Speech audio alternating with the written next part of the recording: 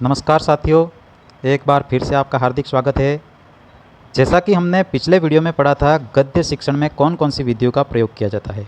अब इस वीडियो में हम पढ़ेंगे कि पद्य शिक्षण में कौन कौन सी विधियों का प्रयोग किया जाता है। अध्यापक कौन कौन सी विधियों का प्रयोग छात्रों के समक्ष करते हैं। तो पहला है गीत विधि। गीत विधि नाम से स्पष्ट है कि गीत को हम एक तो सस्वर गाएंगे और राग के साथ में गाएंगे, है ना, लय के साथ में। शिक्षक छोटे छोटे सरल गीतों के माध्यम से लय के साथ सस्वर वाचन करते हैं। छात्र सामूहिक रूप से उसका अनुकरण वाचन करेंगे। एक कविता आप पहले लय के साथ में 2 लाइनें गाएंगे, फिर बच्चे उन्हीं 2 लाइनों को लय के साथ में दोहरान करेंगे, वे करेंगे अनुकरण वाचन। तो इस प्रकार की जो शिक्षा दी जाती है गीत विधि। दूसरी है गीत अभिनय विधि।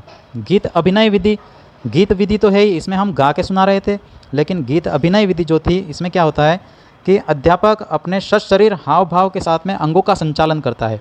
हाथ उठाना, हाथ दबाना, मतलब कि बच्चों में जोश की भावना उत्पन्न की जाती है, बच्चों में रस उत्पन्न किए जाते हैं।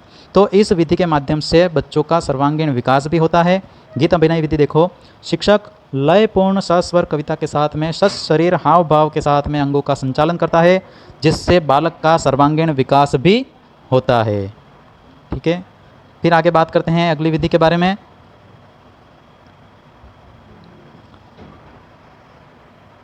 खंडान्वय विधि। खंडान्वय विधि को प्रश्नोत्तर विधि के नाम से भी जाना जाता है। प्रश्नोत्तर विधि में क्या होता है, कविता शिक्षण करवाते वक्त प्रत्येक पंक्ति से अध्यापक छात्रों के समक्ष प्रश्न प्रस्तुत करते हैं और बच्चे उन प्रश्नों का उत्तर देते हैं। मतलब कि प्रत्येक जो लाइन होती है, या फिर 2 लाइनें पढ़ा दी, कविता की 2 लाइनें पढ़ा दी, उसके बाद में वहीं से प्रश्न बना करके अध्यापक उनके समक्ष प्रस्तुत करते हैं, प्रश्न पूछते हैं। इस विधि में ऐतिहासिक कविताओं को पढ़ाने हेतु विशेष प्रयोग किया जाता है। जैसे आपने सुना होगा झांसी की रानी कविता है सुभद्रा कुमारी चौहान की।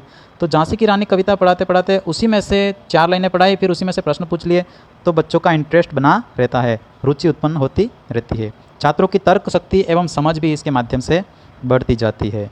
फिर बात करेंगे आगे व्याख्या विधि। व्याख्या विधि में कविता की व्याख्या की जाती है और उसका भावार्थ समझाया जाता है। उच्च प्राथमिक कक्षाओं हेतु विशेष उपयोगी मानी जाती है। फिर आती है तुलना विधि। तुलना विधि में क्या है, एक कविता पढ़ाने हेतु अन्य भाव, जैसे एक कविता हम पढ़ा रहे हैं तो उसी भाव से संबंधित समानता रखने वाली दूसरी कविता भी छात्रों के समक्ष प्रस्तुत की जाती है। तो एक कविता पढ़ाने हेतु अन्य भाव की समानता रखने वाली कविताओं को भी छात्रों के समक्ष गाया जाता है, उनको सुनाया जाता है। तो 2 कविताओं में तुलना करते करते बच्चे अधिक ज़्यादा मात्रा में सीख सकते हैं। तो यह थी पद्य शिक्षण की विधियाँ। आगे मिलते हैं हम अगली विधि में। जय हिंद, नमस्कार। चैनल को लाइक, शेयर एवं सब्सक्राइब कर दीजिएगा। धन्यवाद।